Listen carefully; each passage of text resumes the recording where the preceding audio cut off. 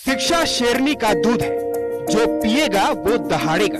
ये शब्द थे बाबा साहब भीमराव अंबेडकर जी के। जी हाँ, एक व्यक्ति का जीवन और उसकी पहचान उसके व्यक्तित्व से होती है। आप सोच रहे होंगे कि हम आपको यह सब क्यों बता रहे हैं। दरअसल आज यानी 14 अप्रैल 1891 को बाबा साहब अंबेडकर का जन्म हुआ था।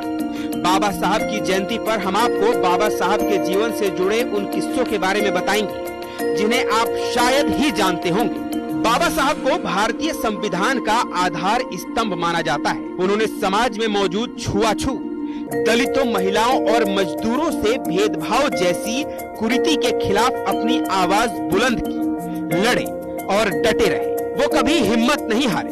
भीमराव विदेश जाकर अर्थशास्त्र में डॉक्टरेट की डिग्री हासिल करने वाले पहले भारतीय थे। वह आजाद देश के पहले कानून मंत्री भी बने। क्या आप जानते हैं कि अंबेडकर जी को उनकी क्लास में भी बैठने नहीं दिया जाता था। दरअसल अंबेडकर महार जाति के थे। उस समय महार जाति को अछूत यानी नीची जाति का माना जाता था, जिसकी वजह से उन्हें क्लास के बाहर बैठाया जाता था। और तो और बचपन में ही अंबेडकर जी की मां का देहांत हो गया था, जिसकी वजह से वो अपनी आंटी के यहाँ रहकर पढ़ाई करते थे। जब वो स्कूल में बहुत छोटे थे तो बचपन में वो एक बोरी में अपनी किताबें लाद कर स्कूल लेकर जाते थे, उसी पर बैठते थे और वापस अपनी पीठ पर लाद कर घर लाते थे। ऐसे करने के पीछे जो वजह थी वो जानकर आप चौंक जाएंगे। दरअसल स्कूल का चपरासी भी उनकी बोरी को नहीं छूता था, और वो सिर्फ इसलिए क्योंकि अंबेडकर छोटी जाति के थे। बाबा साहब घंटों स्कूल में प्यासे रहते थे, क्योंकि उन्हें पानी का मटका या बर्तन छूने की अनुमति नहीं थी। आगे चलकर लंदन से बैरिस्टर की पढ़ाई करके वापस आने के बाद उन्होंने अपने समाज को बताया कि सार्वजनिक स्थान से पानी पीने का अधिकार एक मूलभूत अधिकार है। एक बार जब बहुत तेज बारिश हो रही थी, अंबेडकर जी स्कूल से घर वापस आ रहे थे। तेज बारिश होने के कारण वह एक घर की दीवार से चिपककर खड़े हो गए ताकि वह बारिश से बच सके। उस घर की मालकिन ने अंबेडकर जी को इतनी तेज धक्का दिया कि उनकी सारी की सारी किताबें कीचड़ में सन गई। वह खुद भी कीचड़ में सन गए और वह औरत उन पर चिल्ला पड़ी। उसने बोला कि तुमने मेरे घर की दीवार से लगकर मेरे घर को अपवित्र कर दिया। ऐसी और तमाम घटनाओं के बाद बाबा साहब अंबेडकर को एक बात तो समझ आ चुकी। वह यह थी कि दुनिया को जीतने का केवल और केवल एकमात्र हथियार शिक्षा है। आपको यह बात जानकर हैरानी होगी कि आगे चलकर बाबा साहब अंबेडकर के पास दुनिया की सबसे बड़ी प्राइवेट लाइब्रेरी थी और उनकी लाइब्रेरी में 50,000 से ज्यादा किताबें थी। बाबा साहब पढ़ने के कितने शौकीन थे, इस बात का अंदाजा आप इस घटना से लगा सकते हैं कि बाबा साहब दिन भर में वैसे तो 18 से 21 घंटे तक पढ़ा करते थे। इसी दौरान एक बार बाबा साहब जब अपनी लाइब्रेरी में बैठकर पढ़ रहे थे, उस समय अंबेडकर के एक अनुयायी नामदेव निमगढ़े उनके पास गए और उनका पैर छूकर उन्हें प्रणाम किया। लेकिन बाबा साहब पढ़ने में इतने ज्यादा मशगूल थे, उन्हें लगा कि यह उनका पालतू कुत्ता है, जिस पर झल्लाते हुए बाबा साहब बोले, टॉमी नहीं। यह देखने के लिए बाबा साहब ने जैसी ही अपनी नजर उठाई, बाबा साहब अपने अनुयायी को देखकर थोड़े असहज हो गए। शिक्षा या ज्ञान आपको आत्मविश्वास से भर देता है और शिक्षा की बदौलत किसी भी प्रकार की परिस्थिति का सामना करने के लिए आप तैयार रहते हैं।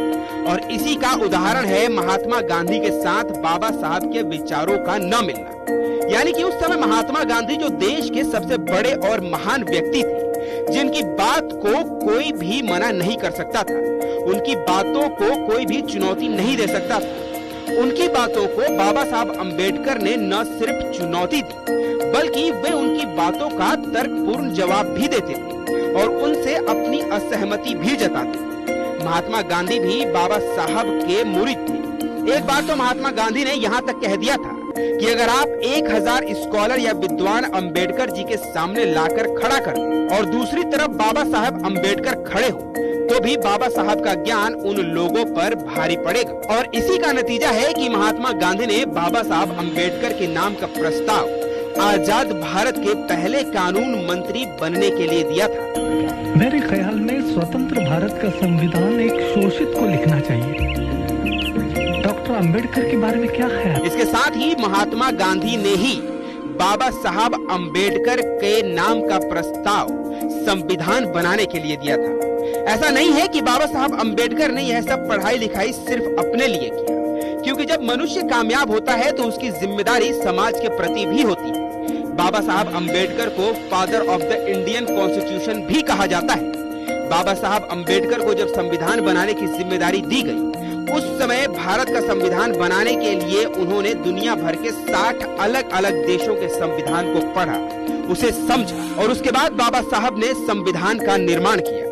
उन्होंने इस बात का भी ख्याल रखा कि हर वर्ग के हर नागरिक और पंक्ति में खड़े आखिरी व्यक्ति को भी बराबरी का दर्जा मिल सके, बराबरी का हक मिल सके, क्योंकि बाबा साहब अंबेडकर ने अपने साथ हुए अनुचित व्यवहार को सहा था।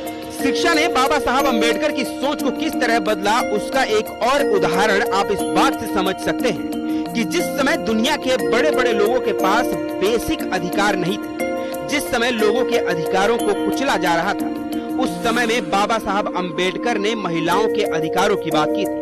उस समय बाबा साहब अंबेडकर ने महिलाओं के maternity leave, maternity benefit scheme की बात की। उस समय बाबा साहब अंबेडकर ने मजदूरों के लिए यह भी कहा था कि मजदूरों को सिर्फ 8 घंटे ही काम करना चाहिए और यह उनका अधिकार होना चाहिए। इसके साथ ही आप यह भी समझिए कि बाबा साहब कितने दूरदर्शी थे कि बाबा साहब अंबेडकर ने उसी समय मध्य प्रदेश और बिहार के डिवीजन की भी वकालत की थी। उस समय उनकी बात नहीं मानी गई, लेकिन सन 2000 में बिहार से झारखंड राज्य का निर्माण हुआ। जाते जाते बाबा साहब अंबेडकर के बारे में एक और रोचक जानकारी जान लीजिए। आपने बाबा साहब को हमेशा नीले रंग के सूट में ही देखा होगा।